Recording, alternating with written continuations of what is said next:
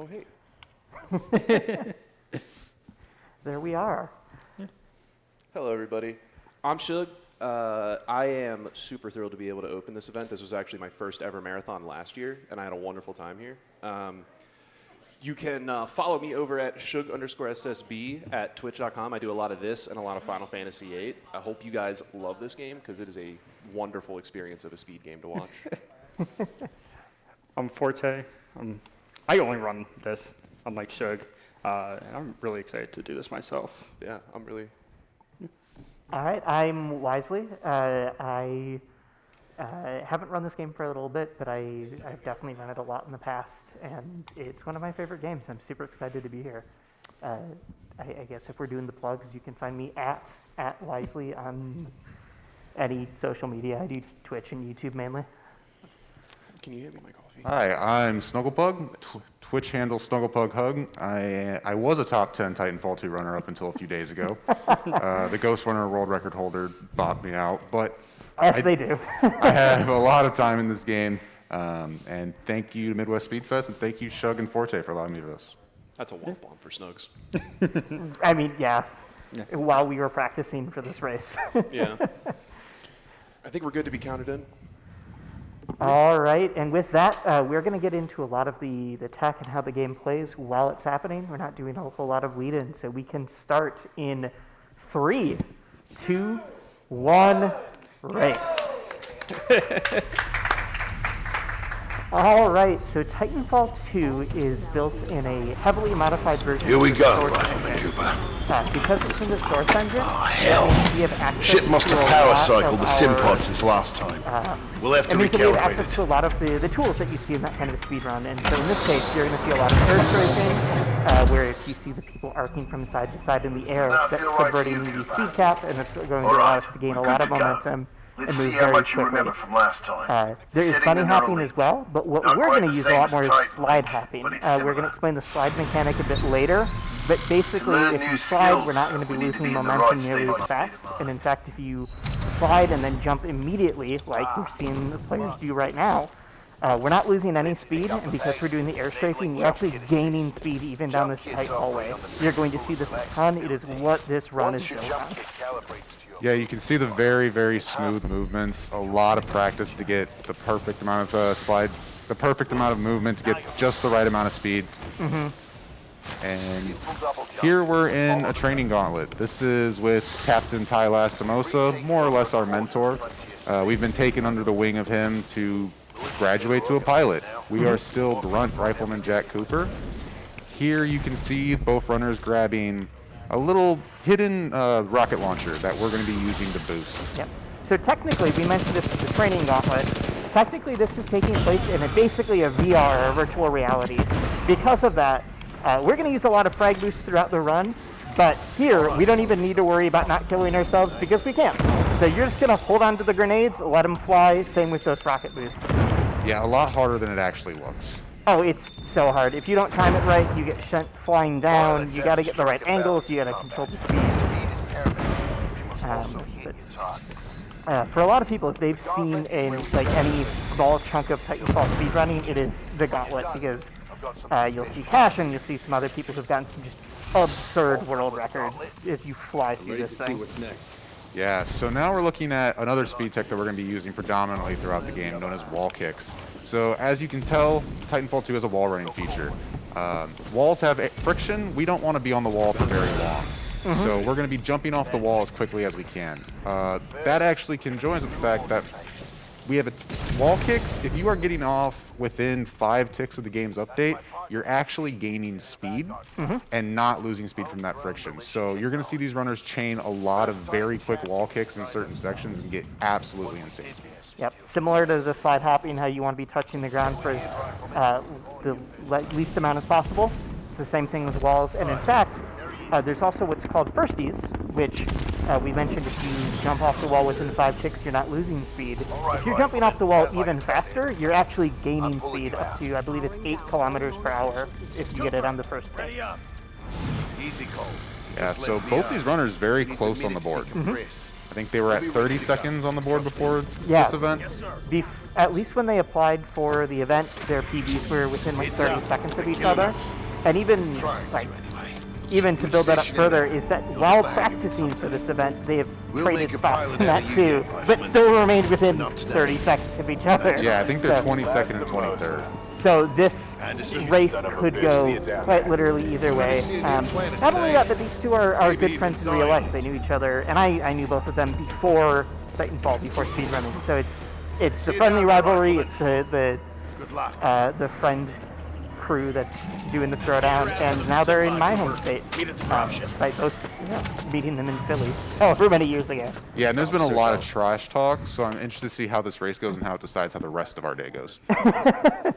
As we kick this off and then spend the rest of the day hanging out at a convention center and watching speed runs. Times are still very close. If you see, they both menued to easy. Just we want to play in the easiest mode. We're going to go the fastest, going to deal with the least amount of stuff. Because we do Gauntlet so fast, that's how the game chooses what difficulty you're playing on. The faster you do the Gauntlet, the more it's like, you should be playing on Advanced right now. Oh, my arms. And so if you mash, it does it before the game updates and then moves you to Advanced. But, especially in a marathon scenario, some runners are just going to double check. Yeah, skipping every enemy you skip adds like 2 seconds, and most runners are so fast we still get the hard difficulty recommended to us. Just like not actually killing any of the enemies in Gauntlet, except for accidentally fragging them. So we're going to be coming into Grunt section here in a second. So as we saw, we are basically going to war right now on a planet we've never been on. Now, we don't have the fancy pilot kit yet. As we mentioned, we're still in training. We are just Rifleman Jack Cooper.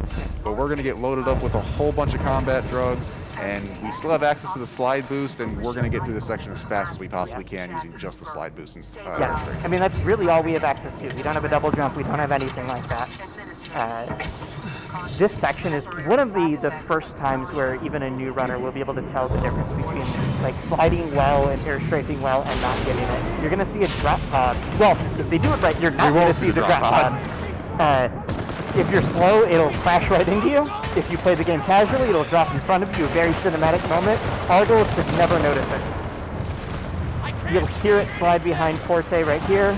Great slide hop. Just moving through this section, grabbing the gun, and keeps going. Suga's going to be coming very quickly behind. So now we're stuck in what's infamously known as the 18-hour cutscene. Named that because it feels like it takes 18 hours, and because at one point in it they also mentioned we have 18 hours to complete our mission. Yep. Theoretically, all of this game takes place within an 18-hour time period. Yes. This might knock you out, but you should be okay when you wake up. Yeah, I mean, so as far as the story goes, we've gotten training from Lastimosa. We're now crashing into this alien planet that we're trying to help defend. We're defending it from the IMC, who is basically evil space Amazon. And that's all the story goes from there, is just like, oh, these guys are bad, aren't they? If you've played Apex Legends, they are the Apex Predators that have been hired as mercenaries for them. Our goal by the end of this game is to both get the things in motion for Apex to happen, but also to completely ruin the Apex timeline irreparably. Like, Apex Legends should not be able to exist by the time we're done playing the speedrun. Yeah, you're going to see some interesting things we do in cutscenes. One of them Forte's showing off right now, where every time they left-click, you can see Richter's coat dead center of the screen, kind of flopping with each left-click. We don't know why that works, by the way. There's several things in this game that it's like, clicking this button should not do this, but I guess we can control the enemy's coat during the cutscene. Usually it's just fun cosmetic stuff like that, but there's a couple tricks that we're just like, someday we will learn. Someday Tasky will tell us how this works. Yeah, if you have not seen one of the Titanfall 2 runs, there's going to be a few things that we can't explain it, and it just happens. And we're like, all right, that's dope. Let's keep going. Sometimes we're just thankful the level works, let alone how the skips work. Yep. I mean, a little bit of the local wildlife prowlers, or as they're sometimes referred to, space dogs. Lastimosa and BT coming in quick with the save, and we're going to finally get going, right? Lastimos is going to help us out. We're going to go on a nice buddy cop adventure here.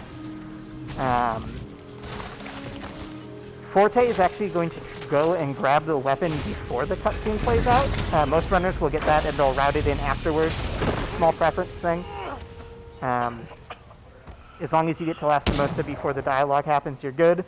Forte shoots Lastimosa just to make sure that everything's all right. Transfer authorization to new pilot. So it turns out Lastimosa got real messed up during that fight and still saved us twice. So Lastimosa is not doing super hot right now, and it's about to bequeath to us his Titan, which is BT7274. This is not common at all in the canon of this game. This is a very big deal to get a field promotion. You're supposed to go through like years of training before you can become a pilot, and Lastimosa is like, maybe this guy can do it. I guess I'll see. Gives you the helmet, and with that, we are now pilot Jack Cooper. Yeah, so BT needs batteries. They ripped them out of him, and he needs those to function. So our job right now is to go find those batteries for him. Some green double A's. Yep. Looking on Forte's screen, you're going to see Forte move backwards and grab onto this wall and then start.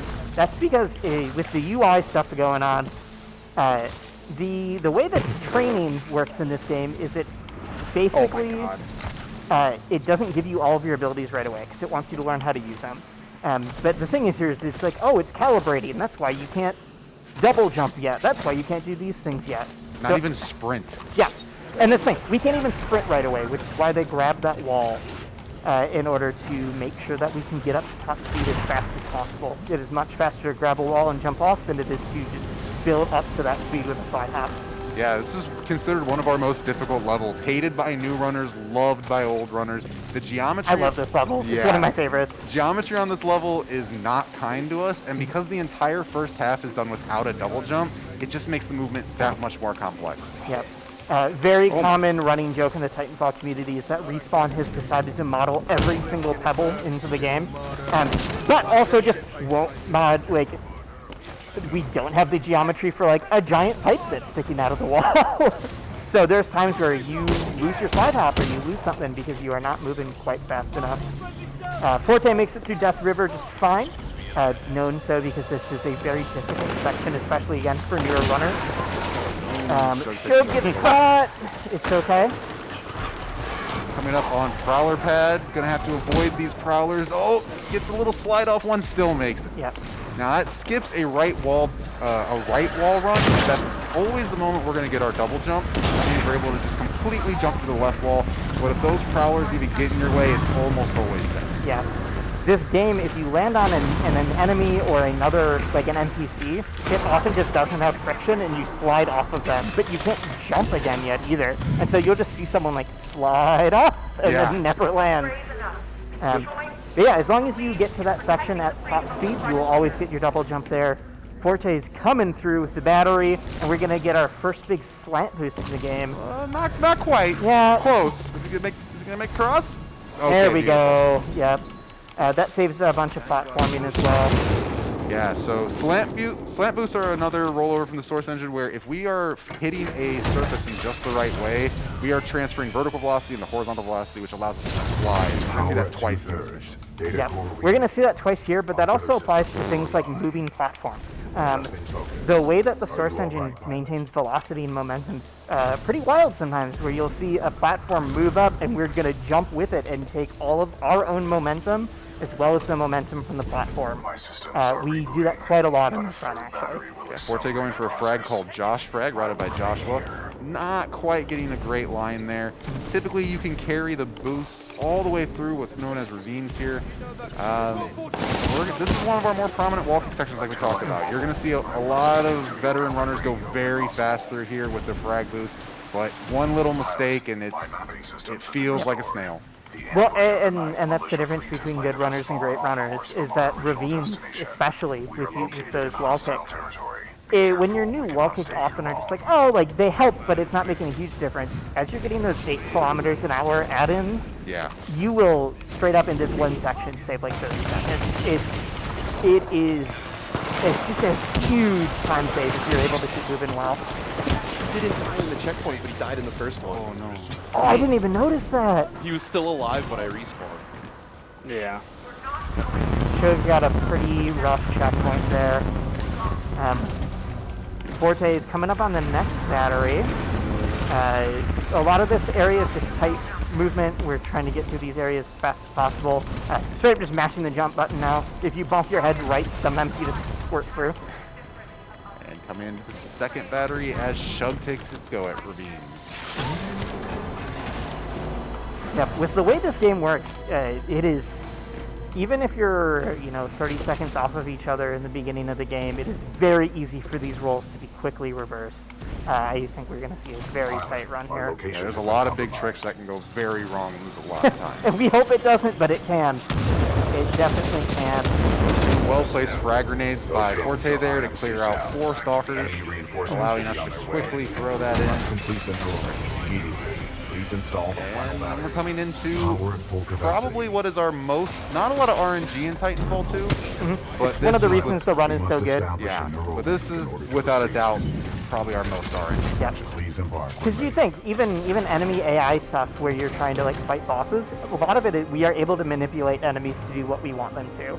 This is actual RNG. This is we've done all of the pilot training, now we're about to do the Titan training. The reason it's RNG is we get what's called a vortex shield, and it's going to be able to catch enemy bullets and shoot them back. And we need those to be able to hit them to get the scatter, so we don't have to do that often or that long. And sometimes, especially because we're playing on easy, the enemies just miss. They're bad, and we want them to be better, and they're just not. I had a run yesterday, or 2 days ago, where none of them shot my vortex shield for 45 seconds. I have never seen it that bad. Rendezvous with Major Anderson of the Forte, let's see if they do this, is one of the few runners that actually switches to a harder difficulty just for that section. It's a new strategy, and basically the idea is that it should make the enemies better at shooting at me. It really works. When I was writing this, when I was trying to figure out this game on Master, this is one of the most annoying sections, is trying to figure out how I can clear these enemies fast while also hoping they shoot. And they were going to see the Master switch, the hardest difficulty. That tightens the spread up of the Vortex Shield much more. Instead of that wide spread we're getting, you're going to see it's always going to hit in that tight circle in the center of the screen. The Acolyte pod is online. This shoulder-mounted rocket pod will lock onto multiple enemy targets. Yeah, some of the few runners sadistic enough to play Masters, but they're all in this room. Yeah, so seeing that BT is getting more and more abilities, we don't even have access to a gun yet until right about now. BT can carry multiple loadouts throughout this run, and while a couple of them we don't care about and don't use, almost every single one of them has their purpose. Yep. Get ready. I mean, the Titan sections, because you can switch between loadouts. Each loadout also has what's called a core ability, which is a super strong version. Think about it as like an ultimate in a MOBA or something like that. We are going to use these Titans for very different reasons. Some are better at taking out one-on-one enemies. Some are better at big area of effect attacks and do a lot of damage. Some are faster, and so depending on what's going on, we are going to be switching through Titans pretty quickly. Yeah, so Forte went for a strat there called No You, where what we do is we catch the brutes. Like Wisely said, the enemies in this game are very manipulatable. So one of the things that we can do is we can catch their bullets and send them back at them. In that case, didn't quite get it. We're going to see if Shug can pull it off on their side. Shug just got awful RNG there. Yeah, okay. And I screwed up Forte's audio cue, so... It is what it is. Someone's No, it's minor. fine. Speaking of audio cues, if any of the runners miss them, we're going to give them a free out here right now. Usually this game is played on Mandarin. Mandarin saves 36 seconds over the course of a normal any % run.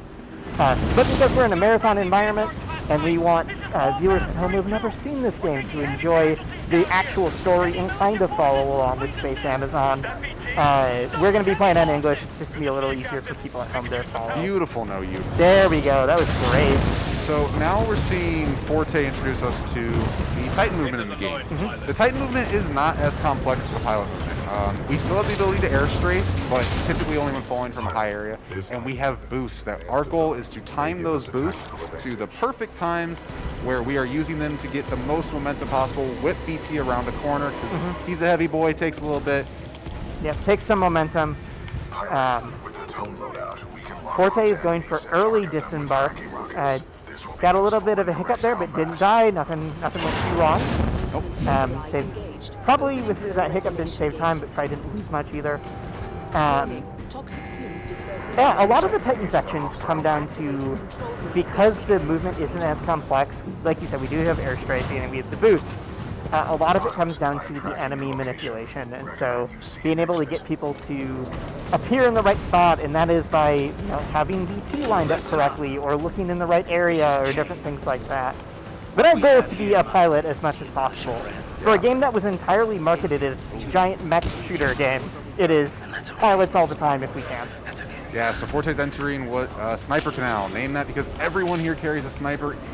It is very difficult movement. A couple wall kicks here. We're going to see what's called a double wall kick here, where if we land on the same angled wall lower, we can kick it again. And a little bit rough, but makes it through, all things considered, very well. Yeah, usually the game has some safe ways in order to not allow you to be able to run on the same wall twice, but we are able to subvert it by doing things like angling different and by going lower and stuff like that. You want to explain what tap strafing is while we're in these hallways? Yeah, so tap strafing is a very predominant strat, especially in Blood and Rust, because of how tight our hallways are. Coming up on grunt hallways here for Forte, though, a little bit of RNG with the enemies, and see if they can pull it off. But so we make use of a system called Lurch in Titanfall, which essentially when we hit a directional button immediately after holding W, it's going to cause us to lurch in that direction. Now, we can also abuse the lurch system for something called tap strafing. You're seeing that Forte is doing very quick 90s through hallways. We're going to see Shug doing them very soon. Usually not possible with air strafing. Air strafing is very slow and smooth, but when you are spamming W, you can 45 degrees around a corner quickly. Here we have a bump launch, a Taz find actually, where if you jam yourself in a wall, hold crouch, and spam space, or whatever your jump button is, in this case they're both using right click, you're going to shoot up the wall using double jumps very quickly. It's very funny to me that was a Taz find, because it is the easiest tech to do. You literally just push yourself into a corner and spam. Yeah. So here we're seeing our first major skip of the game, sludge skip. This saves about 3 to 4 minutes of arena fighting here. Yep. If we ever say arena fighting, there's a few sections in this game that are like, take out as many enemies as you can in this time. The faster you take them out, the better. We skipped all of that because we triggered a dialogue, which meant that BT stood there. As long as we get to BT right when that dialogue ends, we're good, and we're able to embark on him through the wall, which is not supposed to happen. Saves us about 4 minutes of that fight. If we do too early, it can crash the game.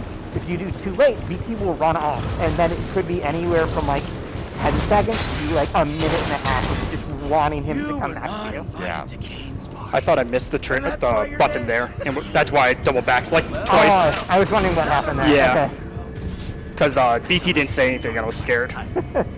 So now we're going to see our first look at a boss fight and our first look at Titan combat. First major look at Titan combat.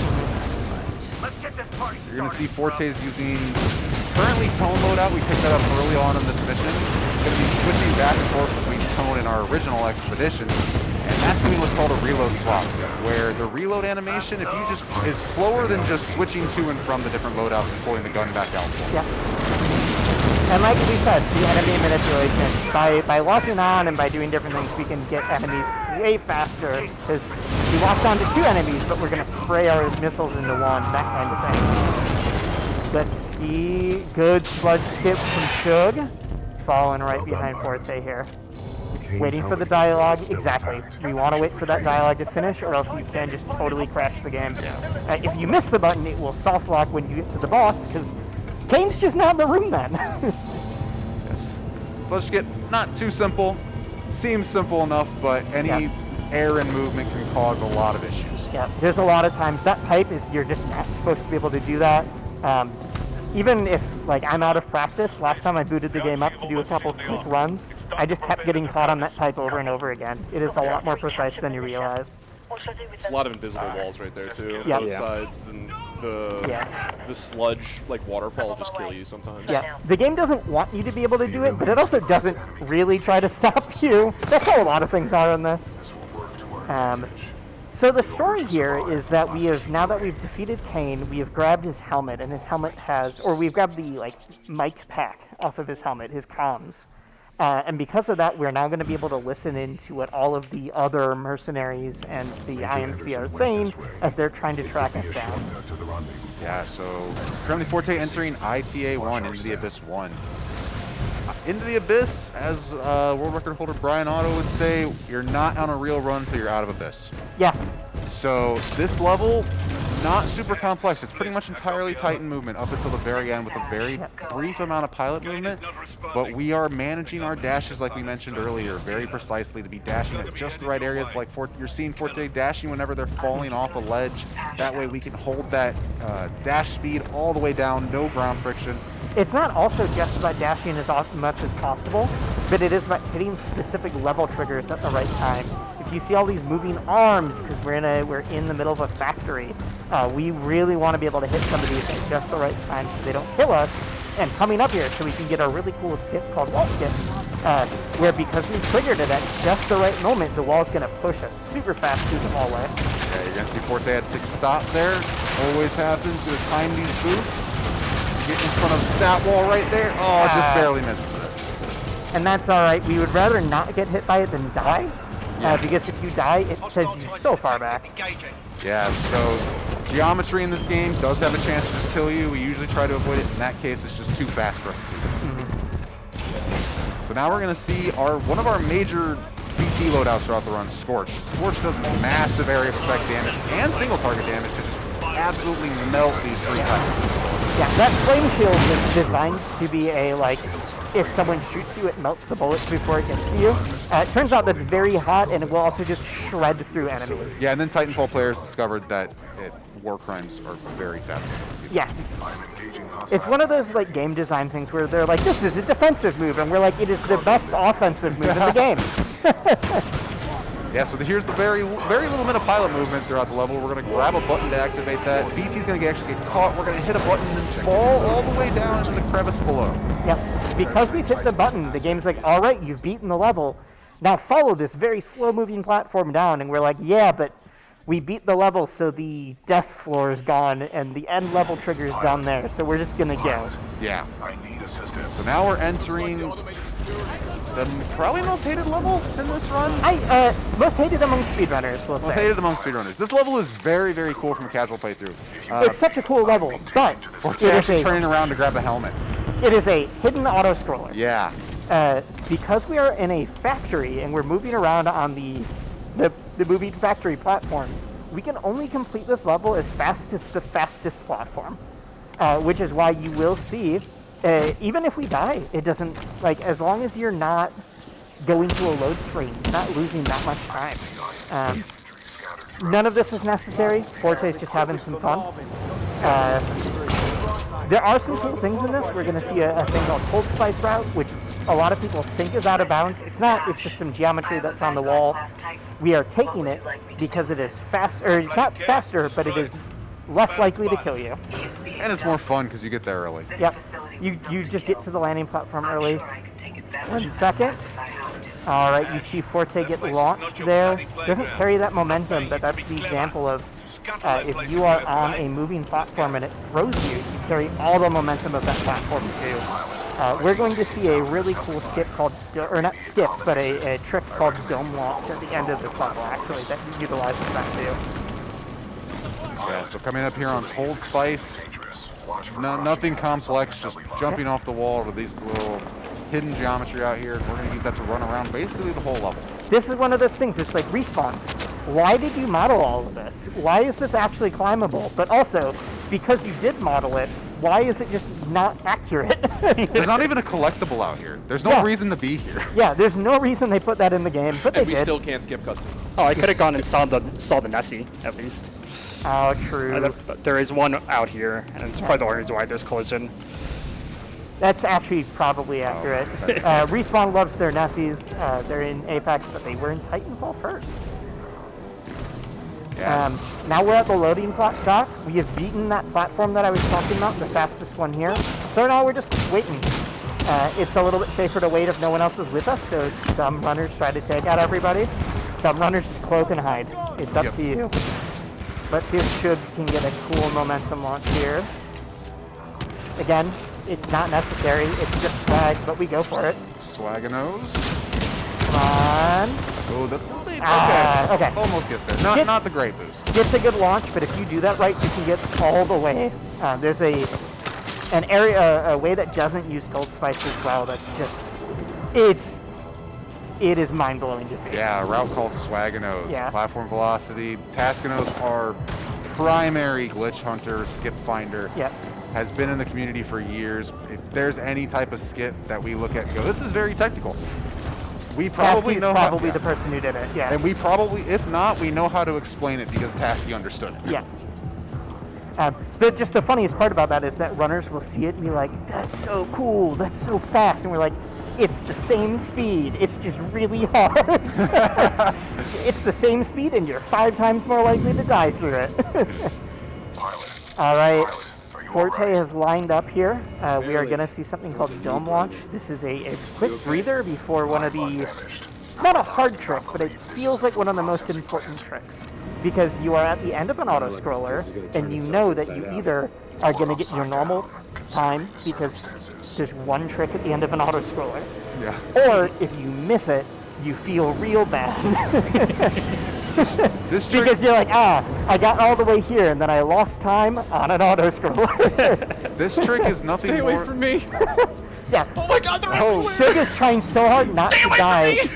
They're everywhere. And because we took Cold Spice, if Shug does die, it's like a 45-second time loss. Yeah, especially because he's already been there for like a minute now. Yeah. It's a minute 45-second time Yeah. loss. It's just because we did Cold Spice, we're not hitting the normal checkpoints on the way to get to the spot.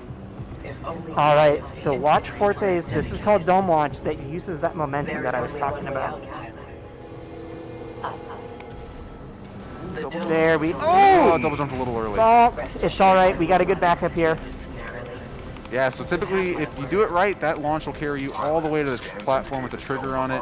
If not, you see that platform velocity works against us too. Forte getting shot downward almost to their death, Yeah. but able to quickly do a corner climb back up. That Still happens fast. if you bonk your head, or if literally you just clip anything on the way up there, and the game's like, oh shoot. This is Shug's chance to save a good chunk of time. Yeah. You don't No think it is, pressure. but even if it's 15 seconds of platforming, that's why I was saying that a lot of runners, if they're only going for PBs or something, they'll just reset there, because even if you didn't lose, like, 10 seconds, that's easily been able to make up by the end of the run. It just feels bad to be like, I lost 10 seconds on a level that has a definitive, like, this is the fastest you can go. Oh, we just skipped over the hardest skip in the game. We did. We're going to watch Shug go to it. This is One of our few out-of-bounds skips. yes, one of our few.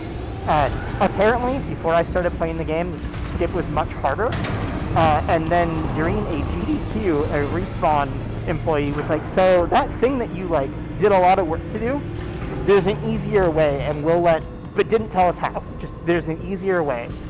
And it turns out that way is to just crouch and walk. Yep. And there's just no collision there. We walk out of bounds. Do you want to explain why this works, though? Yeah, so the dome that this is supposed to be an arena fight where we're going to be in this dome that's just got built, fighting off a ton of enemies. Oh, wait, Shug with a Gets a perfect great dome launch. There Absolutely we go. incredible. Gonna grab the trigger and then go on to the rest of the level, and we're gonna see them do dome skip here in a minute. Yep. But basically, there's 2 different domes that are built. The one that we see built around us, and one that's already pre-built somewhere off, completely different level. Yep, and the level just kind of teleports us. Yeah, to when it fades to black, there's a little teleportation, and when we teleport, we are standing exactly over the end level trigger, which is always active, so we are able to get there and quickly end the level. So we did sludge skip to skip an arena fight, we did dome to skip an arena fight. There's a lot of times where the game wants you to fight big waves of enemies, and we just say, nah, I don't want to do that. That seems slow. Yeah, Alright, crouch, walk through the wall again. yeah, so Forte just did cylinder skip, using the cylinder velocity, going very quickly, hitting the button to activate it, and grabbing on and taking that velocity. Going through D-set caverns, going to try and grab this platform. Again, another use of platform velocity coming up. Gonna Yep. jump off, and for a good wall kick, over 100 kilometers an hour. That's an alright wall kick, good enough. Yeah. Gonna grab BT very quickly. This is a highly dangerous The next big thing that we're going to see from Forte's screen is called Ash Skip. This one is not skipping an arena fight, but it is going to skip a boss fight if we do it right. We just don't care about Ash. We don't want to fight her.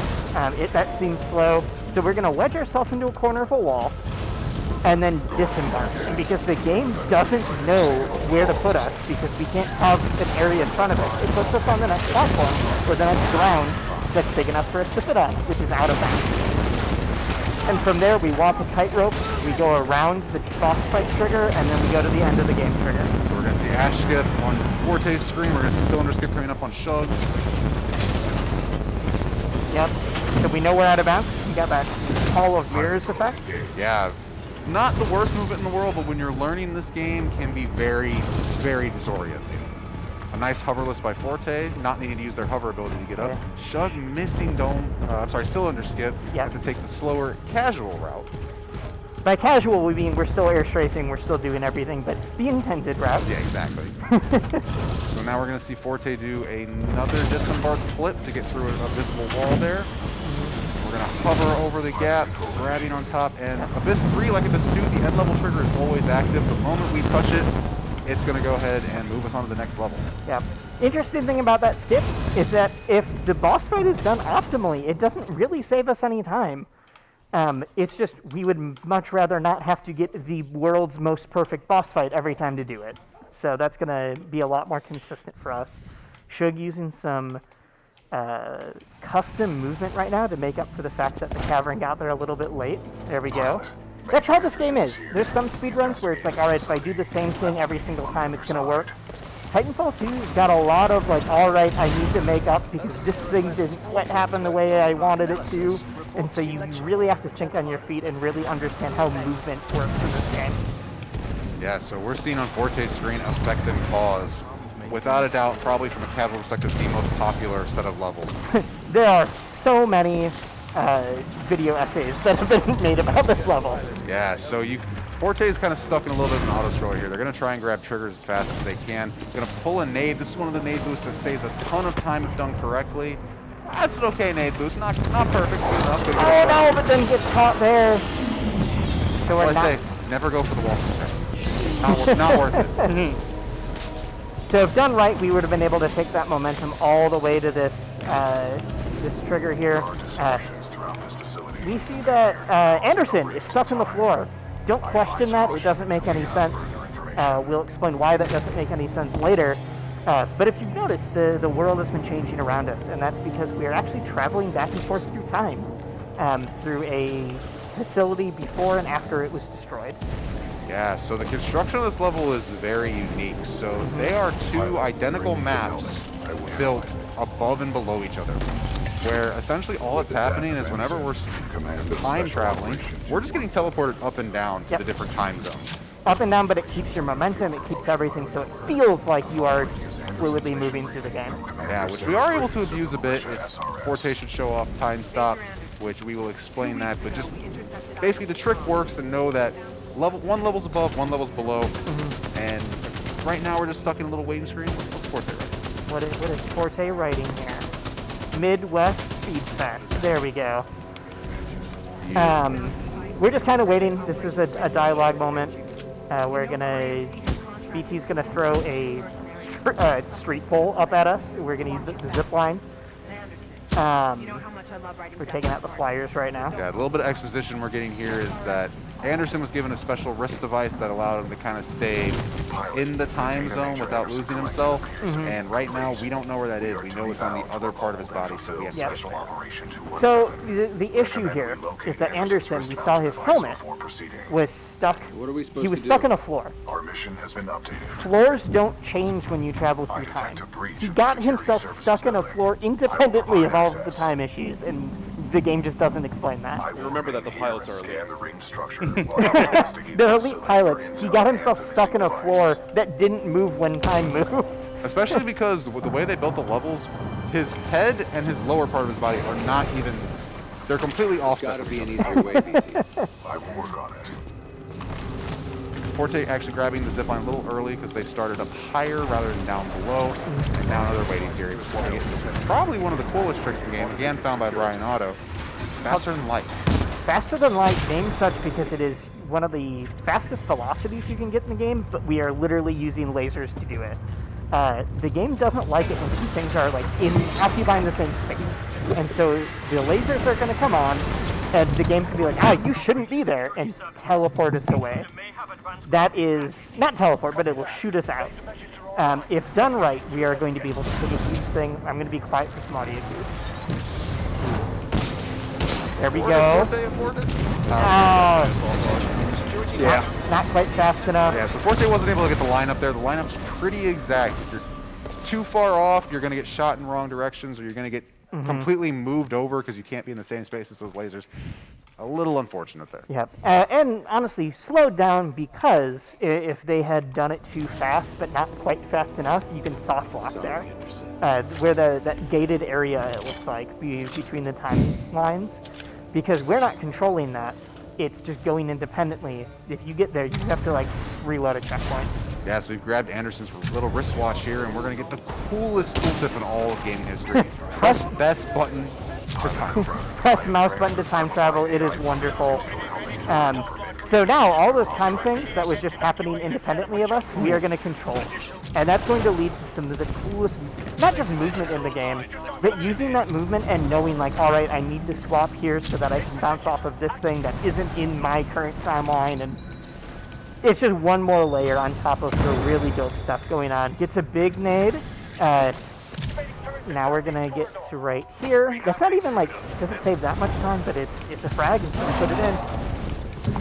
Titanfall players solve their problems by blowing themselves up. Yeah, there's a lot of things that when Shug and I started running the game like 2 years ago, there's a lot of things in this game that when we started playing, we were like, well, it might be possible to go faster here, but we're still trying to figure it out. And 2 years later, every single one of those has been solved by, we can just blow ourselves up. That seems fine. Yeah, especially because, like we said earlier, most nades are very risky, and a lot of them are IL strats only, individual levels only, because if we win for them in full game and they went wrong, we're going to lose so much time. But other ones are safe enough for us to go ahead and take. Forte is also like royalty of going for individual level strats during not just PBs but marathons because they want to. Of course. During all of the practice, they kept going for a thing called ship skip, which if they go for it, we'll see later. It's definitely an IL strat, but whatever. Okay, Shug did not get faster than light. That's all right. Quiet for an audio cue. Doesn't look like they perfected the casing. We have visual! Visual! Sideline negative, stand by! This one's empty. The arc must be somewhere else. Anderson out.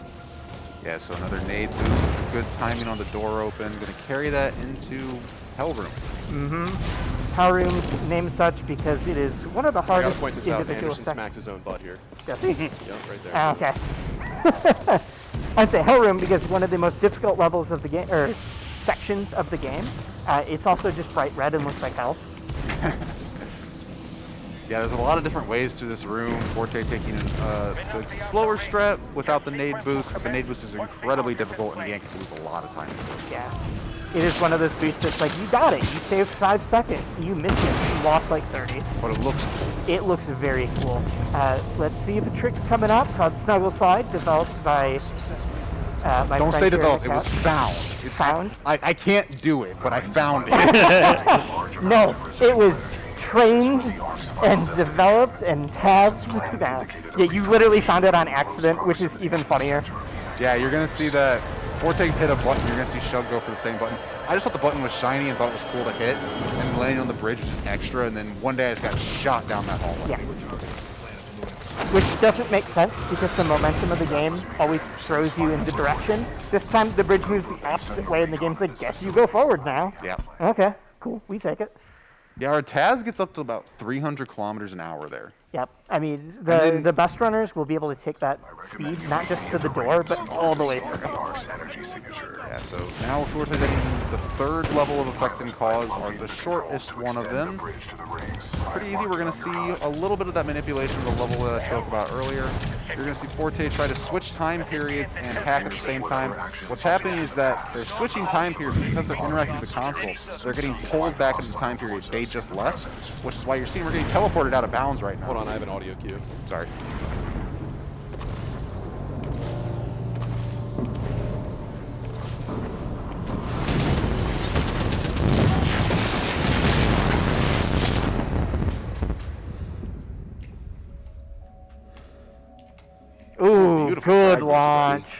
the tap strafe. Let's go. We're going to see Forte go for ship skip like we mentioned. Very, very risky strategy. Does go for it. Ah, not a good wall kick. Very hard strat. Nowadays only saving about, I think, 1 or 2 seconds. It's 1 or 2 seconds, and you have to do the entire section over again. Yeah, and Forte uses a quick save there to skip the very incredibly long cutscene you'd sit through and lose time on. Oh, no, that's just a quick save by the game. That's, really? Yeah, quick load. Ah. I guess I just always reloaded checkpoint. Wrong. So I haven't played this game long enough. yes, you have. You've played this game so many hours. All right, let's see some slide. Avoiding it, a little bit dangerous. You can get crushed by that bridge and just die. It will just decapitate you. I like decapitate more than crush. It's very violent when you get killed by that. Sometimes just shoved clean out of bounds.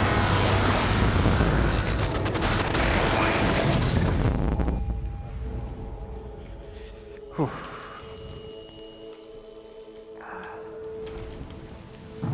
Well done, pilot. Scan complete. As Anderson All right, discovered, as the we're intend waiting to destroy here, the militia planet of Harmony using the full-scale version I think of if this we have weapon. any time for Pilot donations, Cooper, this would be our a good journey spot is for it. far Otherwise, from we can over. keep going. We must get this data to the We fleet. certainly do have some donations here. We had $50 from Anonymous that says Forte, Shug, Wisely, and last but not least, my mortal rival Snugglepug. Super happy to see you guys repping Titanfall. Exactly who that is. Don't know who that is. That's They did anonymous. I won't absolutely say it, but I know. What? No, it's someone else. Pilot Cooper, It's not. It's not them. I totally thought it was them. I didn't know you had a mortal rival. Good luck. And chat, please donate to Kill Marvin. Don't Save the want to let. No. Sorry, we haven't You're gotten clutch. to that because the game is so fast-paced. We do have a Save or Kill the Marvin donation incentive. We will just straight up tell you all of the runners want you to kill the Marvin. It's faster, and while they are robots, they do have AI and feelings, which means they are culpable of war crimes.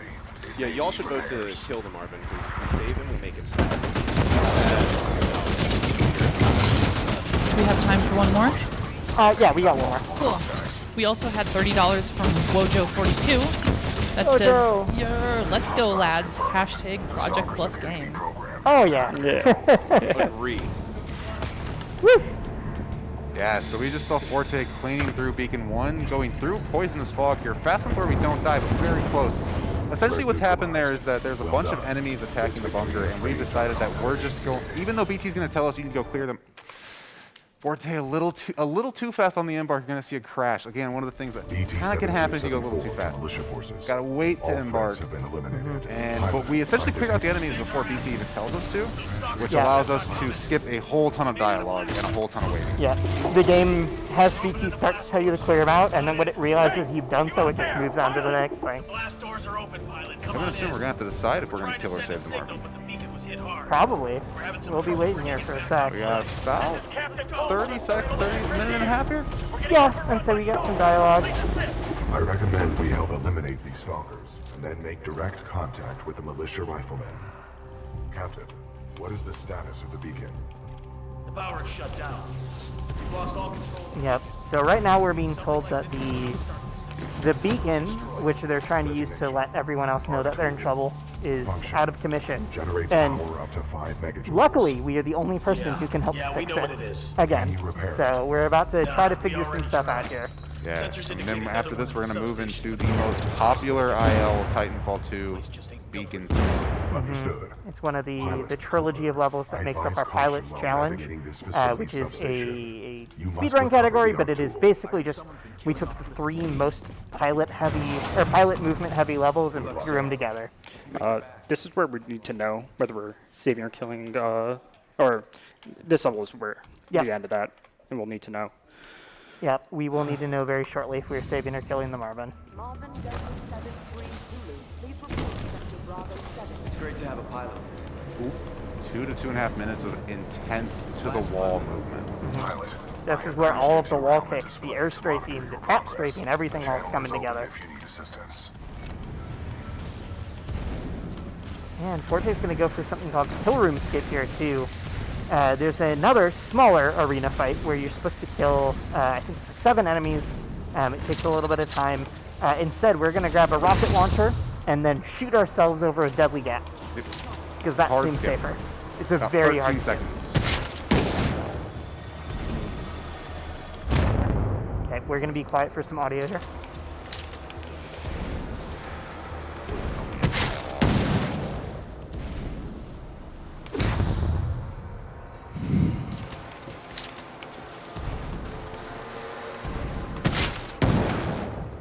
Seeing kill room skip a very difficult trip. Even top runners can have a very bad time with it.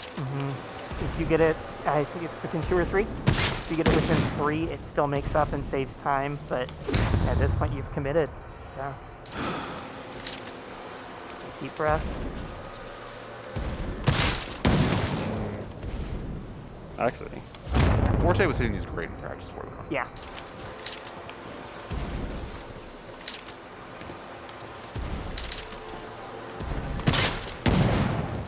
So to kill or save the Marvin coming up very soon.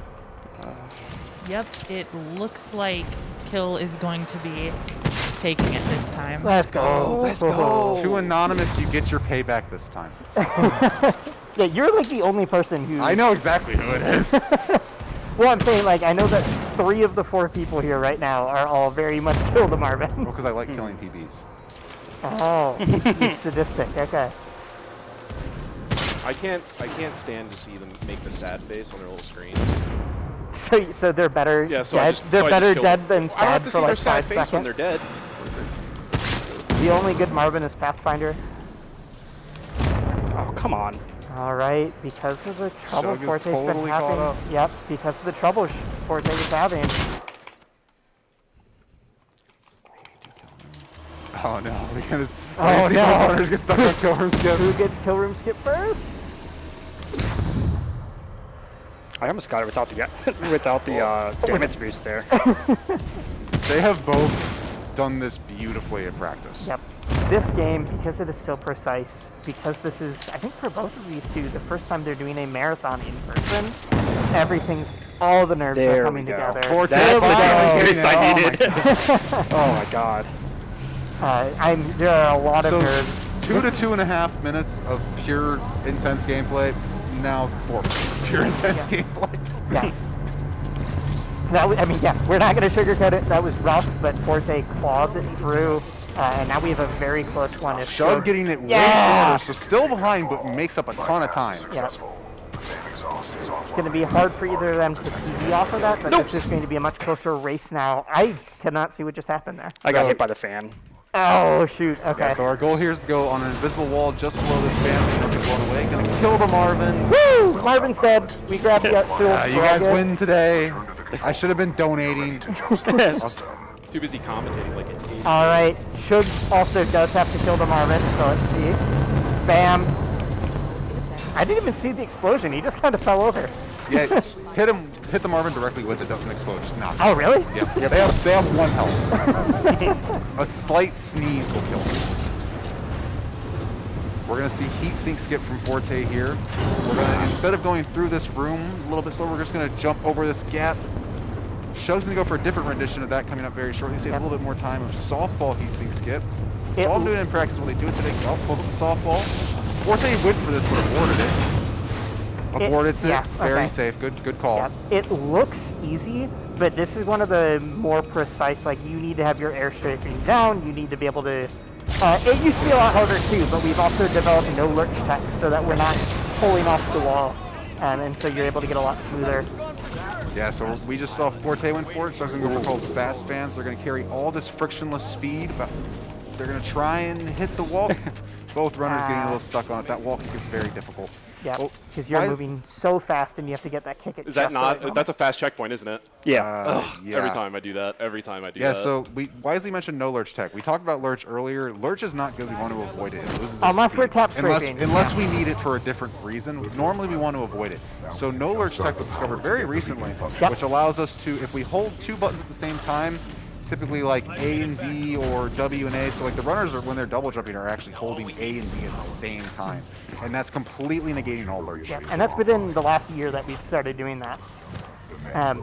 So what Lurch is, while we're waiting here, Lurch was the way that the game was trying to balance controller and mouse and keyboard movement. So if you're playing on controller, you just never get Lurch.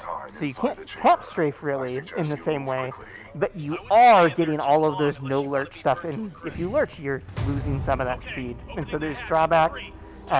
We've had people, even in the last 2 years, hold the world record on both mouse and keyboard and controller. Totally doable.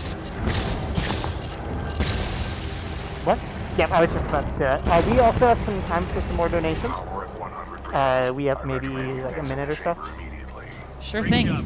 We had $10 come in from TreeBam3 that says sleeve. Hi, Beautiful. We love Tree Hi, Bam. Tree Bam. We also had $50 come in from Bahamut X that says save the the Marvin. Too late. Unfortunately didn't make it in before the bid war was closed. But we appreciate it. Let them know that they killed the Marvin. Killed the Marvin. What's going on? Talk to me. Not sure. Some sort of failsafe. Captain, the uplink. All right. So what's going on here is we thought that using the ARC tool was going to turn the dish on, was going to help our communications. It didn't. They exploded. So they're sending us again to deal with it. Pilot. We are just the one-man army here that has to deal with everything ourselves. I hope you're up for another trip to hell, Cooper. Waiting on some You'll need to repair dialogue. the beacon on site This and get back here level, as fast as after this possible. big dialogue, is one of the coolest things in, dare I say, all of speedrunning. This one trick is like what got Shug and I to start trying to play this game. I used to think I used to be the YouTube comments guy that thought speedrunning was whack until I saw Bri do this trick at GDQ 2018. I was like, you know what? Maybe I'm a speedrunner. Yeah, so you're going to see Forte's going to switch to BT's loadout Brute, which has a hover ability, which we've used before, but in this case we use it a different way. We're going to wedge ourselves into the corner. And hover, but we can't go anywhere. Yeah, so we're going to disembark, which we're not supposed to be able to do, but because we're wedged, the game lets us, Yep. and that's going to reduce Cooper's gravity by about 15%. For some reason, when the game is like, you're hovering, but you also are touching the ground and aren't moving anywhere, it still lets you disembark. So now we have moon boots, and we're about to do a trick called Super Fastball. If you played this game casually, it's the heartwarming moment where BT's like, all right, I'll throw you. Except now he's throwing you, and we have less gravity, and we figured out how to proc a perfect, kick The perfect speediest BT. wall kick off of his hand. Yeah, as well as a buffer jump to add a little bit more height. So usually our goal is that wall hanging right there. Yeah, that like, Keep your eyes on the wall. that like, lighthouse. There's the looking wall, thing. there it goes. Yeah. We're going to fly right past it. And in fact, we're going to try to keep this speed all the way till the next checkpoint of the level, or the next level trigger. Yeah, so this route is very specific. It hits all the triggers in this section. Otherwise, the game would soft lock. So we can't just completely skip. Oh, goes for the risky wall kick. Goes for the style, pays the price. Still holds it up super well, getting the speed all the way there. Let's see what Shug's able to do here.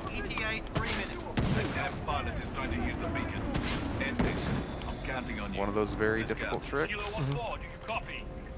Come in, Kilo 1-4. It is. Uplink targeting module detected. Oh no, doesn't. I was too low to grab the ledge, and there's nothing else Yeah. there. Ooh, that's, It is That's a all the very air bad strafing, checkpoint. all the wall Oh, that's a hits. very good Yeah, checkpoint though. that's a very good checkpoint. Usually, Yeah. if you die in super fastball, you can get sent all the way back to the beginning of the level. Yeah, You can get sent all the way back to the beginning of Beacon 1. Sometimes. I've seen that, yeah.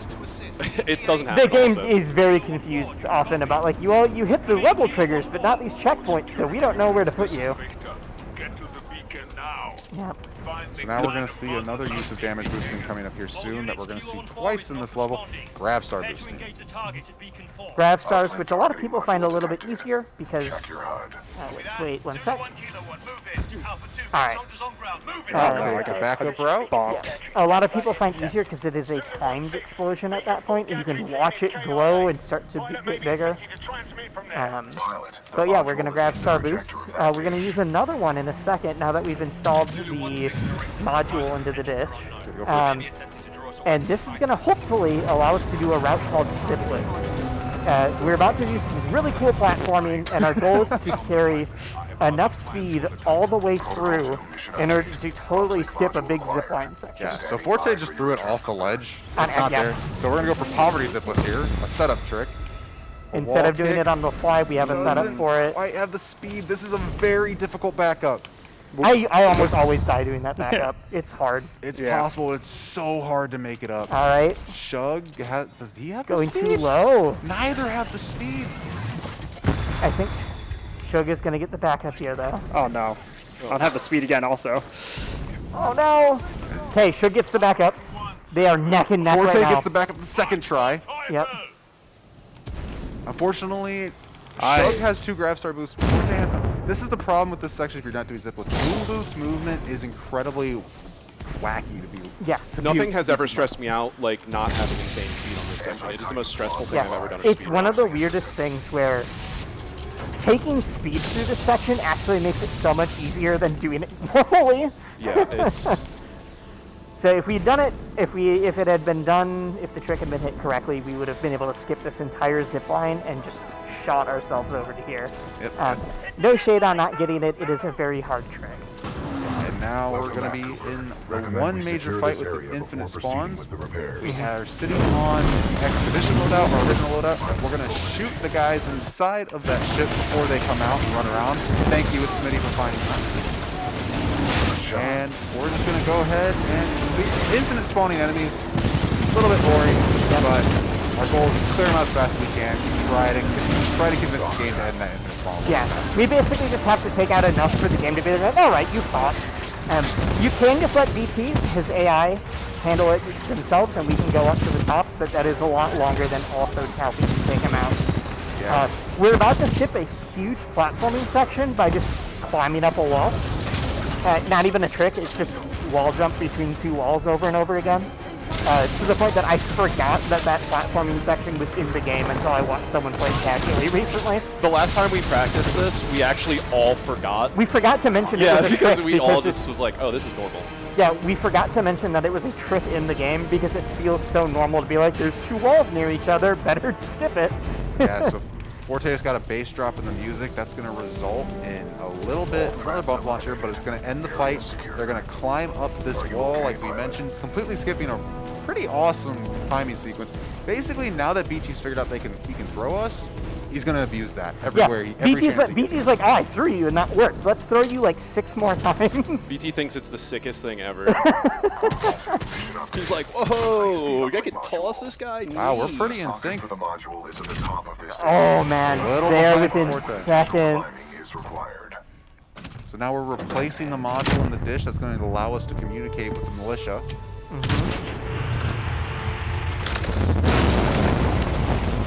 Turning on the dish makes it fall. Somehow we never thought about that. Got you.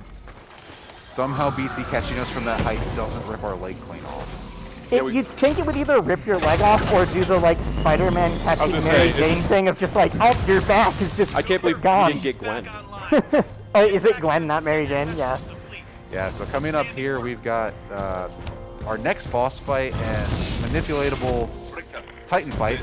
We have to get to Richter. He's our next boss. He's going to send enemies to deal with us first. And again, this is, as Leslie mentioned earlier, a very manipulatable section.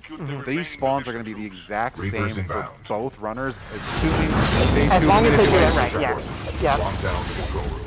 So we are looking in certain directions. We are pulling out different items or different weapons, all to be able to take the fight out as fast as possible and get them to spawn exactly where we need them. Yeah, so those back vertical reapers spawn. Now Shug's going to reposition for 2 Titans that are going to fall down. If you do it right, you're able to put these plate traps down, and that will actually convince them to run at you instead of away from you. Yeah, this is the harder part of the manipulation, but sometimes works. Shug not going to Okay, get Ronan. no, they both ran at him. Yeah. Typically, Ronan will actually just come straight to you, like dashing at you at full speed. He sprints like an angry dog, yeah. But in this case, a decent manipulation. Yep. We're going to see if Forte can get a slightly better one. Forte actually got a really good manipulation there. It's not quite fast enough in position. Yep. And as we mentioned before, each of these Titans has what's a core or an ultimate.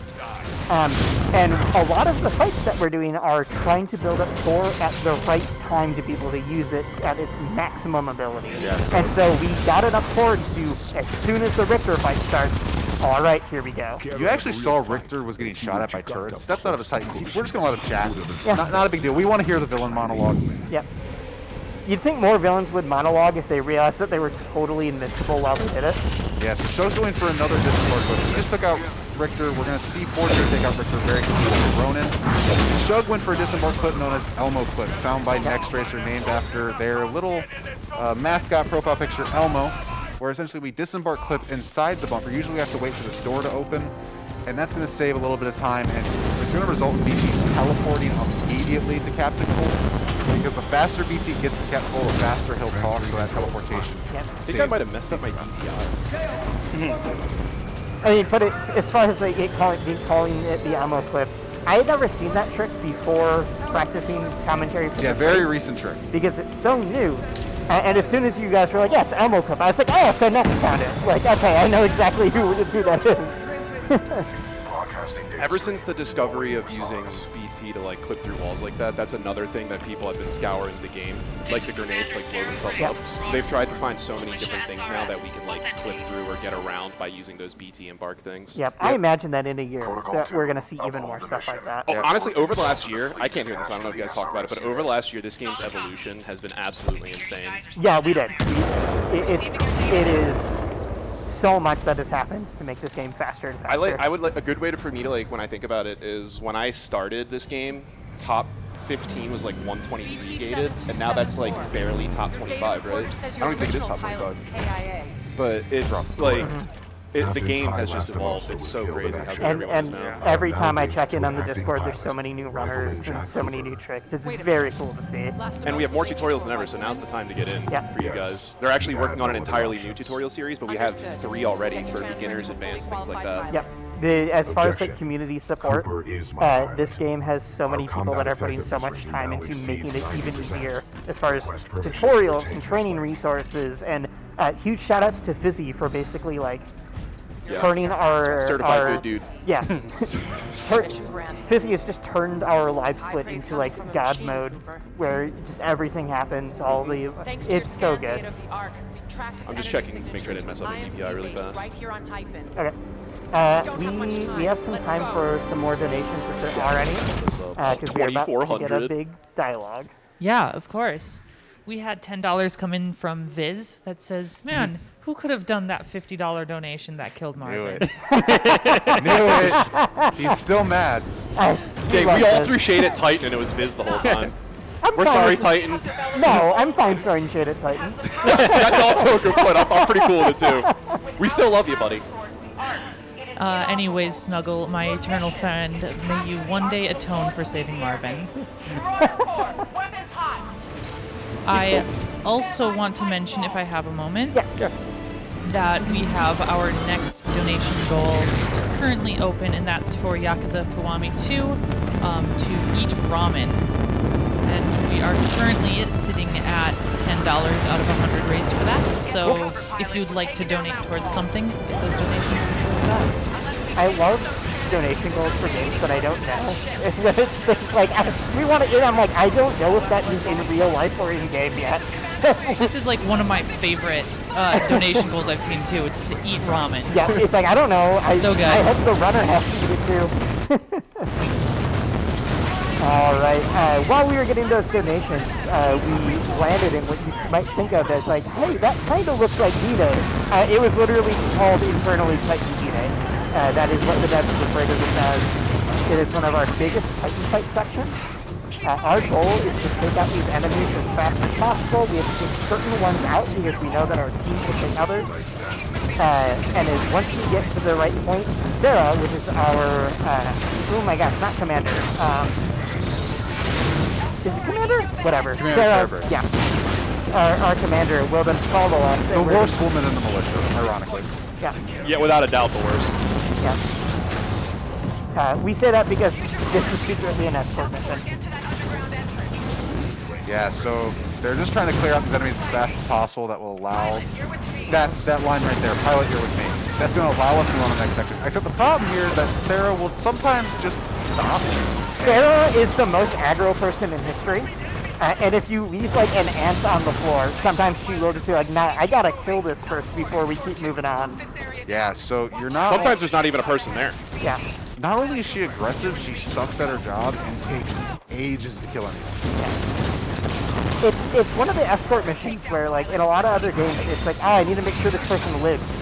She'll live. She'll be fine. She'll handle herself. It'll still just take a long time killing everything along the way. Yeah, so this level is claimed as RNG by a lot of runners, and to a certain extent it is, and how Sarah's behavior wants to behave, but at the same time, the better you are and the more time you put in, the more you can manipulate this level to work in your favor. Yeah.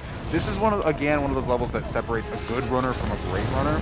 You're seeing pretty much every single Titan loadout we've seen throughout the entire run, we're seeing within 30 seconds.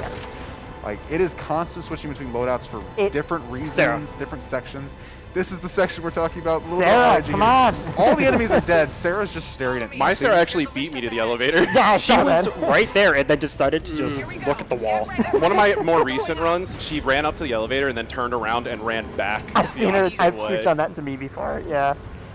Yeah, she's not a good person. But yeah, it's not RNG, but it is, because there's so much happening, it's very easy for your manipulation of the AI to get lost. And so making up and trying to figure out backups for it is very important.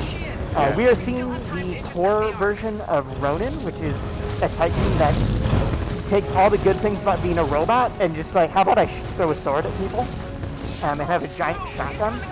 But his core gives us not unlimited boost, but it feels like it. And so a lot of this section is building up core fast enough to get to the Ronin and then immediately boost out of there again. Yeah, so Ronin great at single target damage and a little bit of spread out damage onto weak enemies, but in this case we're using just predominantly just to say, screw the enemies, we're going. Yeah. A lot of the other Titans, like Scorch, is great at area of effect and large damage. Ronin is, I have a long distance to travel, and I can't do it as Cooper. Might see a brute fly over their head. No Superman? No super brute. All right. Might get it on Forte's screen a little. If you go fast enough, sometimes a brute will just fly straight over your head. There he is, out of nowhere. He's got to go. He realized he was late.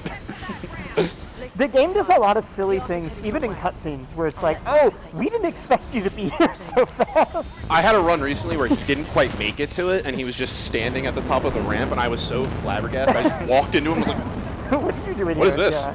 The living rendition of the meme, babe, my parents aren't home. Yep. Ooh, want to explain this? Yeah, so you're going to see both runners here at the start of the arc. Quit to menu. This is a new strat. Yeah, more recent within the last year, so that's going to be used later for the boss fight. So one of BT's loadouts is called Ion. Ion has great laser damage. The problem is, because of how fast we move, Ion you can find an effect and cause, but it's out of the way. We don't want to get it. Normally. Yeah, no, you usually have to get into BT and actually fight in order to notice that it's there. We never get in BT during effect and cause, so we just skip right past it without even realizing it's there. But when you quit to menu and you come to this level, the game assumes that, well, if you're on this level, you would have seen that kit and picked it up, so it just gives it to us, which we're going to use later in the boss fight with Viper. If you guys look at my screen, the coolest character in the entire franchise is about to pop up here. He's cooler than anybody deserves, to be honest. Don't you stay quiet back there. Okay. So what I found out yesterday, because Sugar's staying at my house, is that when practicing by himself with no stream, it was like, oh my god, this is the coolest character in the game. I have the biggest man crush on Viper, and everyone who watches me run knows it. I thought it was like the meme of you running, but no. Look how cool he is, dude! I'm sitting on my couch, like scrolling on my phone, playing with my dog, and then you're in the corner practicing, and suddenly it's like, oh my god, Viper's so cool. I can immediately know what level you are on. I've got good tone. And then he just blows us up. That's so cool. Show off BT's thumbs up. Yeah, I got you. Yeah, so here you can see that you're not supposed to be looking at BT. BT just waves at us. Yeah. Completely, you're going to see him pop straight up and down and just wave as he falls. And then all of a sudden he's there falling. Yeah. We're playing on a much higher field of view than I'm going to have an audio cue. Not than the game allows, but than the game is standard. Yeah, so we're coming up on Barker Skip here. We're going to be quiet for an audio cue and we'll explain it when it's over. Yeah. Both of them are about to do it. Battleship Malta at 10 o'clock, guarding the Draconis. We can't get past it. Cooper, I need a pilot on board the Malta to secure the deck now. first try. Okay. Also, no! No! That looked so close. All right, quiet again. Oh boy. We can't get past it. Cooper, I need a pilot on All right. to secure the deck now. Commander Briggs, this is Blackbird. Sometimes 6-4s. We can get him there. PG, we need a fastball. There we second try. Ooh, Second try. ooh, risky. Oh, Yeah. gets- Oh my okay. God. So that was Bark. Oh no. So this is why the Arc is a very hated level. Yeah. Abyss 2 is hated because it's an score. Arc is hated because it's the Arc and it's glitchy and buggy. This level is put together by duct tape. Dog, you didn't get close enough for me to jump. Why are you? 2, 3. That's not gonna work. Wait a second. Both of the runners are panicking. 10 o'clock, guarding the Draconis. We can't get past it. Cooper, I need a pilot on board the Malta to secure the deck now. Commander Briggs, this is Blackbird 6-4. We can get him there. PG, we need a fastball. Copy that, 6-4. Okay, Forte Why are getting you it again. so far to the right this time? So that was Barker Skip. Yes. It took a while to get there, Yeah. but that was Barker Skip. So what Barker Skip is an ability for us to skip a super fastball with BT. The game wants BT to throw us again, and instead we're like, but what if we grenade jump across two moving airplanes? Yeah, so not only is it a very difficult trick, it's about timing, lineup, and everything in between. It's also a little bit of RNG because every time the two ships interacting are going to change almost every time. The angle that the ships come on in, or the speed that they're moving at, Or the changes. distance even. Sometimes it's consistent with a nade, sometimes you can do it without a nade, but again, that's completely RNG. I don't. The 6-4 is real low. I don't know if I can even make this. I couldn't make mine either. That's what happened to me. And then they went to the right, and they were super far away. Yeah, so currently Forte going for what's called 6-4 skip. We saw Shug do it. I don't know if Shug did it earlier or just struggled with it. Mentioned I struggled with it. I waited and did it normal. Yeah, so typically we can slide off the 6-4 ship early. Dude. You might want to jump a little earlier. This Yeah. game has, this is the level, as we said, like, oh, there's not much RNG in Titanfall. This level, because of the way it's built, it's not just like a flat level. It's not a flat map that the world is based on. It is actually all of the ships moving in at different angles. Did you see what just happened? No, All of the dudes who you're supposed to kill, like in the first thing, they all just fell down and died. Nice. Yeah, so the arc is confusing. Yeah, this level barely functions. There are times enemies will float away from you while still shooting at you. Other times they'll drop dead. Sometimes you crash. It's a mess of a level. Yeah. This is the level that is most likely to have a crash or something going on. Because the entire level is tilting, there's times that you'll be standing on the floor and the game's like, I think he might be on a wall right now. Like, it just doesn't know how to handle it. Yeah. It doesn't help that this level functions fine casually, and we're like, That's what happened to me too. But what if we move it I've as never fast now as go possible? when he was on top of it. Yeah. He wouldn't get close enough for me to slide hop. I had to like jump and then climb on the ledge to get there. Yeah. The most frustrating bug about this level for me is that sometimes walking up a staircase, the game will decide you're sliding. Yeah. And you cannot walk up that staircase anymore. Sometimes it feels like the entire level's sideways, and sometimes you pay the price for it right where I am. Yeah, so we're going to see two different sections here. Forte's coming up. Shug's coming up onto the Viper fight here in a minute. Forte's coming up on gun clear. So we saw Shug do gun clear. Gun clear, essentially, as long as you clear the third gun, the first two guns auto-clear themselves. Yeah. It just goes like, you got to the third one, we assume he did the first two. We're seeing Shug's biggest plot The Deus convenience Ex ever. Machina of you can fly a ship with a knife. Yeah, so the knife has... Magic knife. Magic knife. It's called a data knife, but it really is just magic. It's hacker knife, magic knife. It's got so many names, so many functions. So yeah, so seeing Forte is going to completely clear, and that will clear the gun 1 and 2. The Shug faster you has... clear it, the less enemies there are. Yeah, so Shug has a weird situation here where he has to be very careful, because sometimes it crashes right here, because BT was supposed to do a fastball for us earlier. Yeah. That trigger is still in his hand, and if we come anywhere near that hand, we will crash. Yeah, and you have to reload checkpoint, go out to main menu. Yeah, sometimes the game will actually carry BT through you while you're piloting the ship, which will crash you as soon as you finish piloting the ship. Yep. So much is wrong with the Arc, and it's mostly because we break. Yeah, like, we complain about the arc. We are doing things to this level that were never supposed to happen, so it's our fault. Yeah, so now we're going to see Viper fight. We're going to see Ion used, as we quit menu for it earlier. We're going to use what's called Viper Zerg. We're going to use 2 quick laser shots. Moving into Tone. We haven't seen Tone in a while. Gonna proc our missiles on it, gonna launch those. We're gonna switch to a hit scan loadout, clear that very quickly as fast as we can, and then as soon as Viper's down, we're gonna turn around, pull out a sword core, and take out those Scorches. Yeah. This is totally different than the Oh, that lineup! Beautiful. That was a beautiful Viper Zerg. Oh my goodness. This saves a ton of time, and we're gonna see something very interesting if it was fast. I think this is the first time it's been shown off in a marathon. Too, Yeah, right? so- It is, because this is new since I stopped running for a bit. I don't think it's the first time it's been showed off. In a marathon? I don't think so. Oh, In an no. in-person marathon. Yes. In person, sure. We've had this since I'm March. sure. But we can always say in person because it's been like 2 years. This came out about Mach 1 March. So Okay. Forte's doing hangar clear here. Hangar clear is basically the 6-4 help us clear, but they're scripted to kill a certain number of enemies, and we only have to fill in. So now we're seeing the interesting thing about Viper Zerg and why Viper Zerg can be very You dangerous. see how weird Shug's screen looks right now? Yeah, so we've gone too fast. We're totally out of bounds right now. You're seeing Shug's getting pulled along. Shug's gonna have to try and mantle clip. Oh, I didn't get it. Yeah, so there's an invisible wall shoving Shug off the ship.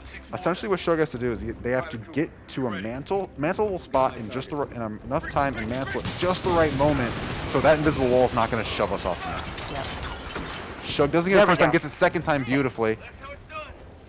Again, That first one likes to fake you out. Yeah. It doesn't look like he's out of bounds, but when you see the hall of mirrors, oh, we're seeing doubles and triples of enemies, that's how you know you're out of bounds for sure. yes, so that's just one of the rare instances we were talking about where the game just does things that we're not so sure why.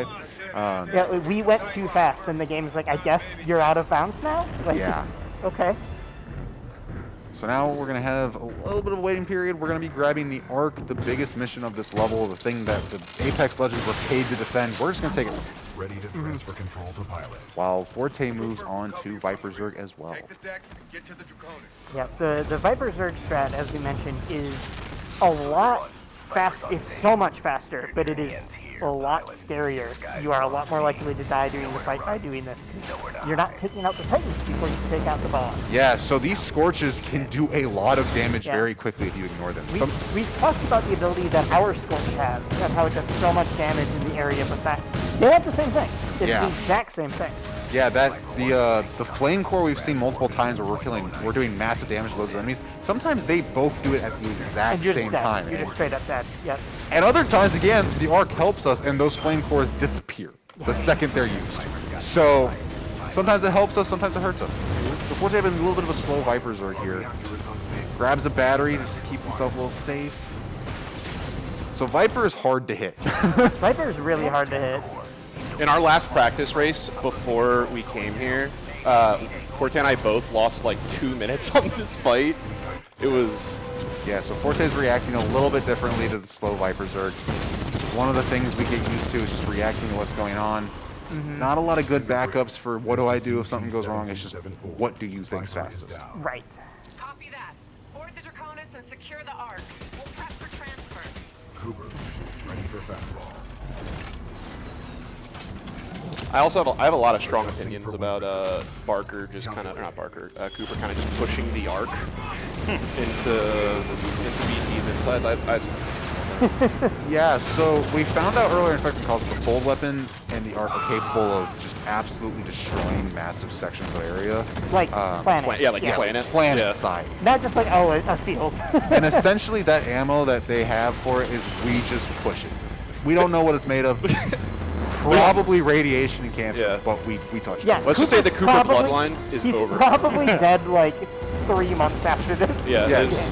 there's no way that he's ever. And you can't make the argument that the pilot gear keeps him safe because he has fingerless gloves and his sleeves are rolled. Yeah. So, Unsafe. That's got to be an OSHA violation. That's got to be one.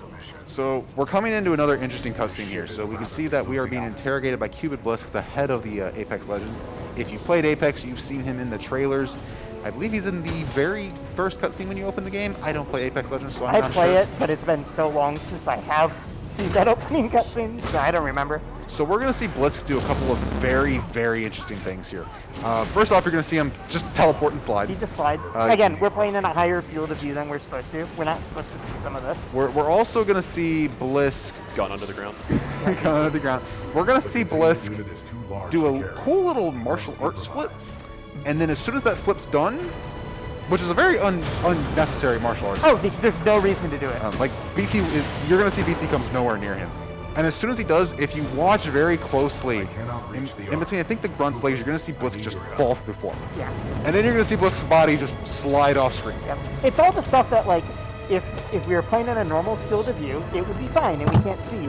The thing is, we're not playing in it, we didn't mod anything. This is a field of view that's totally accessible in the game settings, and it's just the cutscenes were not designed for you to be able to see the corners like that. They got a little lazy. Yeah. The martial arts flip that just is not necessary. He just fell through the floor. Floats away off the side. Floating off. Yep, and then BT doesn't just shoot them, but just disintegrates them. Yeah, the one guy just puff of red smoke while he's being dragged by his friend. He's gone. Yeah, his friend's going to therapy. Your homie doesn't get turned into a vapor in your hands, and then you're just okay after that. Yeah. Now we have the quote-unquote sad moment of Titanfall 2. BT getting absolutely demolished by Sloan. And that's the end of BT. Never to be seen again. Rough afternoon for my mans. Yeah. So that happens. We're about to wake up after just passing out from sheer exhilaration, and we watched our robot friend get tortured in front of us. Yeah, so we're going to see ForteSOS strat here, which is where we're going to back up into the fire, and for whatever reason, taking a large amount of damage in this time period and getting very low health is going to cause BT to skip a very long waiting section here and just go straight into dialogue. Yep. And the dialogue here is BT basically saying like, "Oh, I'm about to die. Take my data core," which is, his hard drive. It's the information so you could put BT's AI into a new Titan loadout later. The funny part is Shug has no captions on, so I just thought the trick didn't work for some reason. It's messed me up a couple times. I've been confused. Yeah. So we get the data core. That is how we're going to be able to hopefully rescue BT later. If we're able to put his core into a new robot, we'll have our friend back. Magic gun and magic knife. Yeah, we also get a second magic knife. So interesting thing about the magic knife, the data, you're going to see, Cooper has one on his waist already. He just completely replaces it. Yeah. It disappears from his hand. It's also just not even a better one. He's just another one. You can never have too many magic knives, dude. You can never have too many. The bigger thing is we did get a magic gun, which is, oh my god, what's the real name for it? Smart pistol. Smart pistol. I was just like, it's magic gun. That's you're what I going to see call the it. smart pistol's probably going to cause a game stutter here. Since it draws the trajectory of its bullet to the person. Yep, there's the stutter. It just every time the first time that happens, it just breaks the game for a second. Yeah. Usually runners will load straight to the last level and just to get rid of that stutter, because once you get it once, you never get it again until you close the game. But yeah, so the smart pistol is a magic gun that curbs your bullets for you. It automatically locks on. It's doing the power fantasy thing at the end of any video game of like, how do we make you as strong as possible? And it is impossible to not aim, to miss. He holds the cool knife up. Yeah, also for the early section level, you have infinite ammo. Yeah. So later on in the level, we don't have infinite ammo, but for the section where we're just going completely on a rampage, we do have infinite ammo to do that with. Yeah. Okay. So not only do we have a magic gun that curves bullets for us, this gun is available in the multiplayer. Yeah, as one of our, after you played either long enough in a match, got enough kills, you're going to unlock this. And it's the kill streak thing, but it even. So it's not like a normal loadout, but you can still get it. It is one of the fastest ways to upset 6 to 10 people. To get an entire lobby of players to just not want to play with you anymore. Yeah, so now we are calling in FS1041, which is actually, it's hard to remember, but that is the same Titan we called in training when BT was there. VR, yeah. Yeah, and now it's BT because we put their data core in. So it's same BT as BT. You're going to hear BT but with say, like an extra 10 feet. Yeah, and we're also and a Gatling gun. And a Gatling gun. This is Legion.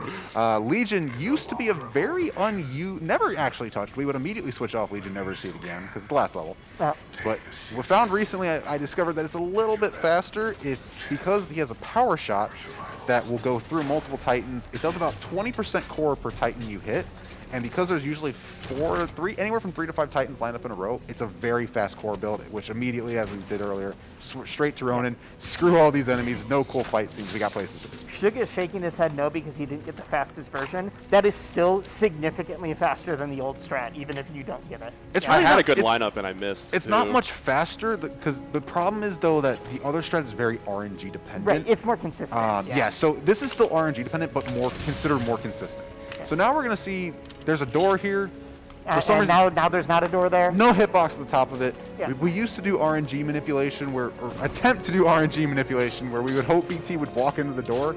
That was very slow. And then someone finally was like, oh, we can just go through the door. Yeah, because there's 3 ways to get past that door. Kill all the enemies so the next enemy spawn door opens.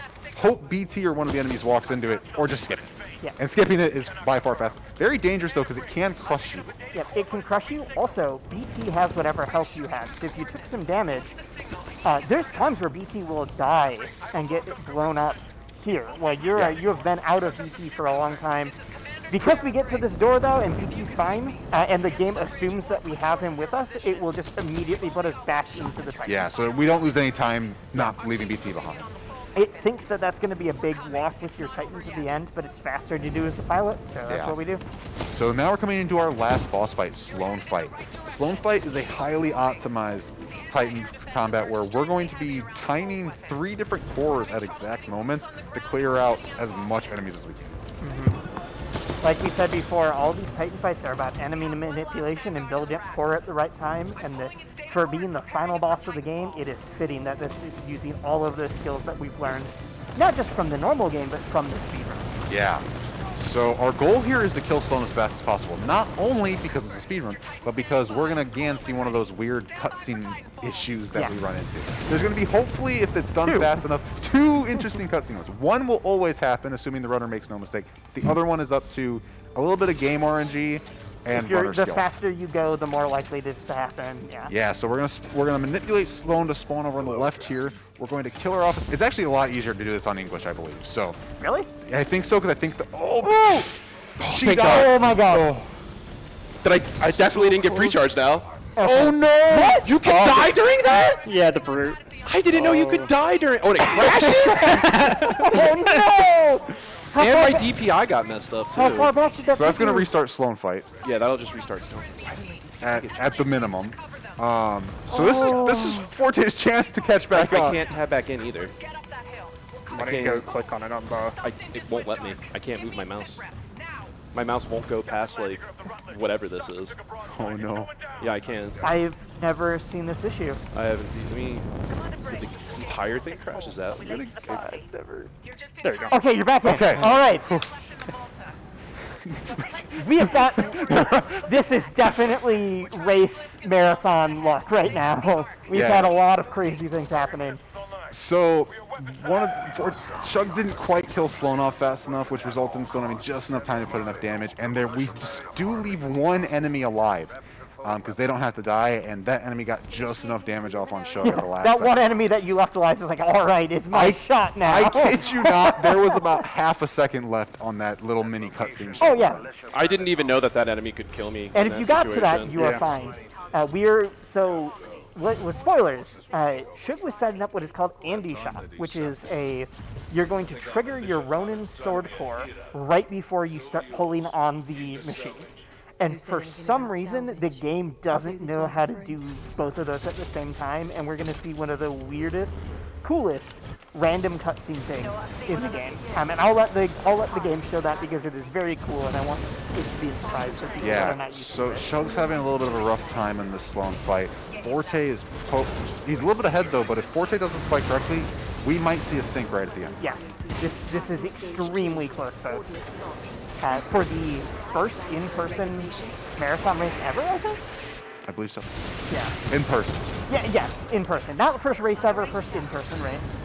So Shug got Andy Shot. And Andy Shot is when you do the sword core and then you pull on the machine. Oh, Forte having a little bit of issue there. If we see, Shug's still holding the gun right now and is not supposed to. He's inside BT. And BT also has a gun now. Yeah, which also not supposed to. This is the section where the entire point is BT's broken. He's trying to charge. It's not working. But instead, we just have a we just have a giant gun. And Blisk is about to come down and do his big bad villain monologue, and instead runs right into the gun that we're shooting. That's why there's not a Titanfall 3 chat. Yeah, that's why there's not Titanfall 3. We just canceled the whole franchise. That is also why Apex Legends took place in an alternate timeline, because we have just killed the person who's supposed to set up the next game. Yeah. Respawn's lore is stupid, so we made up our own. Wisely mentioned earlier, it's called Andy Shot, discovered by a Reddit user, Shot Andy, who basically found it and said, hey, this is kind of a cool thing to just have fun with in the last level of the game. Not a speedrunner, not even a competitive player. But I believe it was Bri who was looking at it and went, wait, that skips time. That saves there was so much Blisk dialogue, it's just skipped. So and for some reason, it doesn't crash the game. Yeah, it is a miracle that this doesn't break the game. Again, we mentioned earlier there are things we cannot explain. This is one of those things. There's no explanation as to why this works. Because the game, you shouldn't be able to affect any. For some reason, one, you can kill the guy during the cutscene.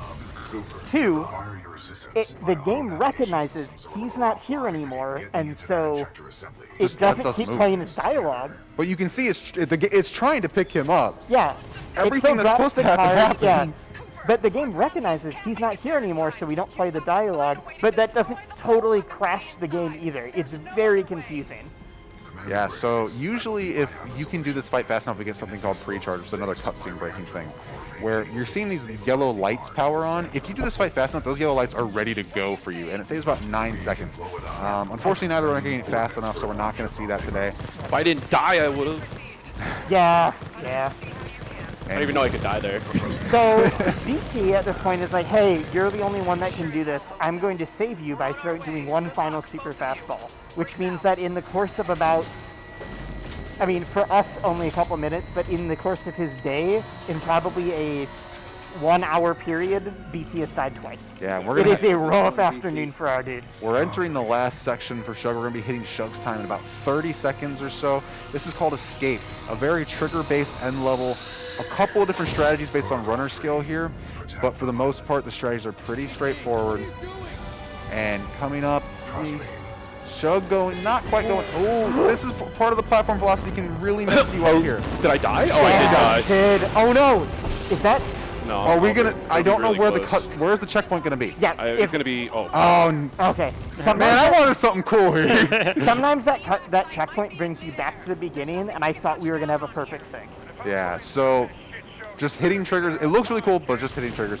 We're gonna have timing for Shug right after. It's the tree. The tree is stupid. We're gonna have timing for Shug right. That's end game for Shug. We've got Forte again. This was still a very close race. Yeah. You're seeing platform velocity here goes against us as much as it helps us in this game. That's it. You're almost there. Move. Gotta get over the edge. Forte in about 3. He's gonna get sucked up in the and that's Titanfall 2. It was a very close race. Oh, what a roller coaster. Oh my gosh, yeah. We both put that crap. Nah, I was really happy with it, except for KRS. My nerves were out of control for the first half, and then I felt tell. a lot better after Beacon. I could tell that nerves were at play for both of you. Yeah. Thank you guys for letting us run this. This was super fun. Normally we time with IGT, so we don't actually we don't actually know what our comparison to that run is to tell people, but we would absolutely love it if you guys came and joined the Titanfall community. We have a yearly race in March that's going to be coming back up, and we also have a relay race coming up in September. I don't know if you guys know the actual date, but it's going to feature every single top 40 runner. And y'all would be surprised how high some of the top 40 times are. People should get into the game, and there's more than enough time for you guys to get ready for a relay race. And there's no help like Titanfall help. People will go so far out of their way to make sure you can run their game. It's amazing. The first time I streamed learning this game, I had very well-known, respected community members all popping in to be like, oh, so this is how you do the most basic movement. Yep, you'll see top 5 runners in your chat all the time, just very polite and helping you every step of the way. We love to help people. Our goal is to keep this community going as long as we can, and the last year we've blown up. Also, I know you mentioned the race in March. That race, especially if you're learning the game and you want to get ready for something, there is no skill requirement. That race is very cool because we have everything from week 1 runners to people who have been playing the game for years, and it's not a full game of oh, I need to take an hour and a half. You are actually doing like level picks and bans the way you would do in like a fighting game or something, so that you're only doing specific levels that you feel like you're good at, and you're counterpicking. It's very fun. It Super is. Cool. Okay. All right, thank you guys for having us. Enjoy. I'm actually not sure what's next, but enjoy the next game. This was amazing. Yeah. Thank you guys for doing commentary for us. Thank you Thank for you for having us. Yeah.